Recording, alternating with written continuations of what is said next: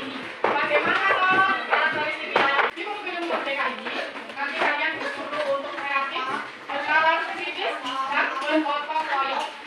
Nah, temanya pada siang ini belajar mengenai aku dan lingkungan sekitarku, mengenal karakteristik wilayah.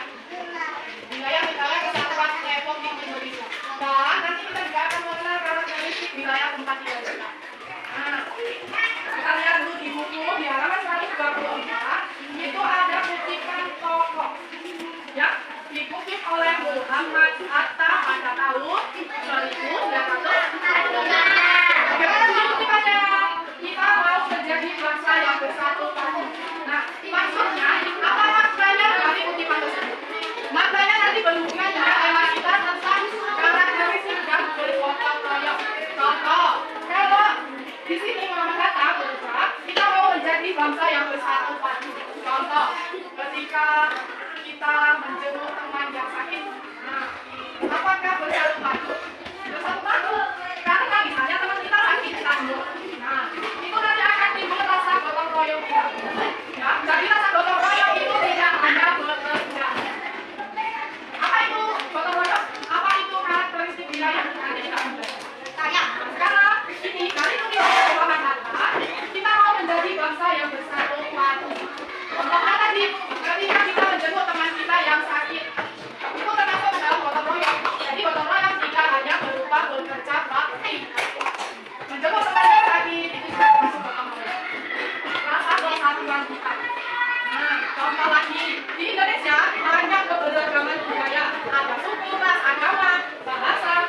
Kalau kita lihat dari kutipan yang Muhammad Hatta, dia mau menjadi bangsa yang bersatu padu. Apakah kita tidak boleh bersatu padu dengan agama yang beda atau suku yang berbeda? Boleh nggak? Boleh nggak? Ya, kenapa nggak? Karena kita harus menghargai itu. Karena di Indonesia itu perbedaannya banyak. Jadi tidak perlu memandang beda suku, bahasa, agama. Nanti kalau kita bersatu padu, maka Indonesia akan tentram. Itu maksudnya dari kutipannya Muhammad Hatta.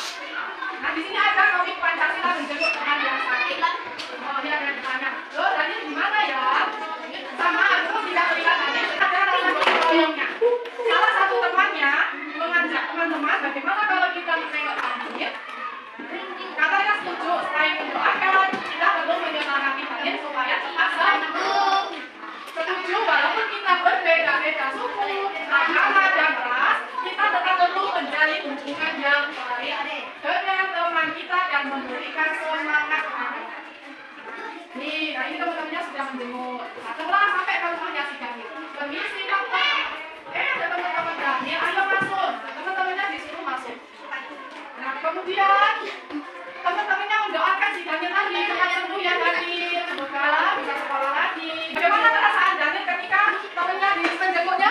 Nah, pasti. Maka kalau ada yang sakit, terus temannya nggak menjenguk, gimana rasanya?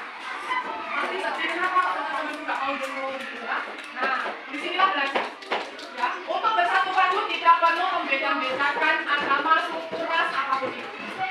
Semua harus bersatu supaya kehidupannya bersama orang-orang sekitar itu menjadi tentram. Nah, tadi berceritanya tentang komik si Daniel yang lagi sakit dan dibunuh oleh temannya. Nah, di sini harus sudah saya ketahui mengenal karakteristik wilayah. Kalau sudah saya ketahui dan yang ingin saya ketahui, nanti kita terus. Nah, di halaman 130. Tahukah kalian bahwa bermacam-macam karakteristik daerah yang ada di sekitar tempat tinggal kalian? Pada pembelajaran hari ini, kita akan menjodohkan gambar. Nanti kalian mengamati gambar yang ada di halaman 131. Nah, ini dibaca dulu. Ada gambar, ini menjodohkan gambar. Hasil. Apakah dia termasuk di gambar pertama? Kedua? Ketiga? Oh iya. Nanti dijodohkan. Ya. Nanti ini cara kerjanya. Bisa? Dibaca dulu ya karakteristiknya. Di setiap bacaannya dibaca dulu. Nanti baru dijodohkan. Nanti kerjakan di kertas.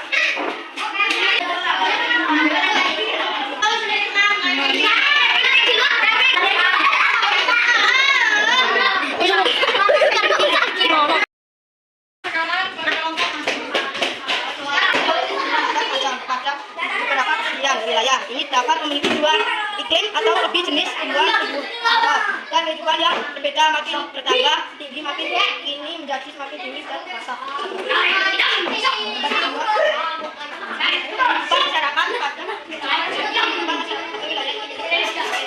Ada yang mau nanya nggak? Bagaimana bilangnya kata sensitif ini kembali dijadi contoh pada pekerjaan? Ada apa? Pekerjaan untuk kebutuhan sehari-hari. Kami. wisatanya pantai. Wisatanya pantai. Di sini pekerjaannya ada tanian, pengusaha, swasta kita.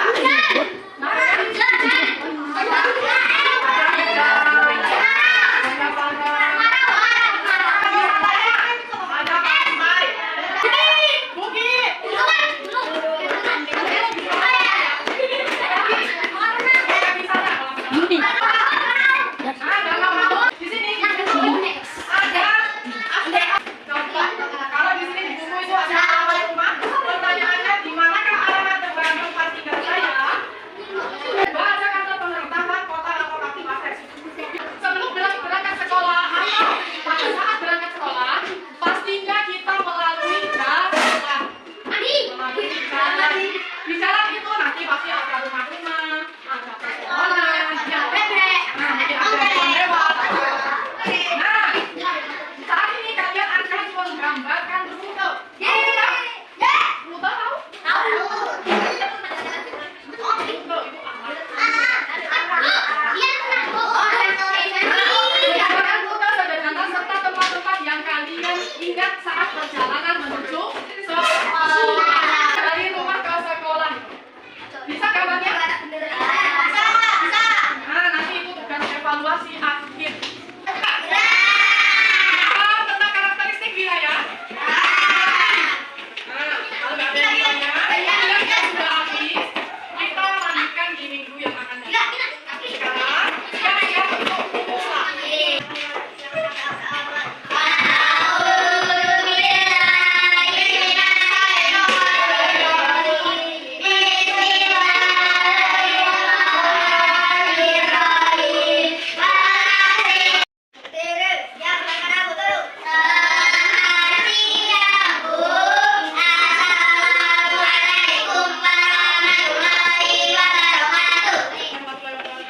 Sebenarnya pembelajaran kamu di kelas itu sudah bagus, itu sudah sesuai dengan rencana pembelajaran dan sudah mampu dalam membimbing dalam diskusi, juga kamu sudah menguasai dalam membimbing dalam diskusi, dan kamu juga sudah mampu dalam membuka kelas dengan tepat. Jadi kamu kemarin sudah membuka kelas dengan cara berdoa, absensi, terus juga mengabsen siswa, itu juga sudah bagus.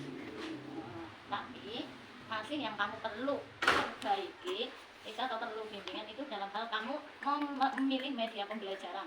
Jadi media pembelajaran yang kamu pilih itu masih belum sesuai atau belum tepat.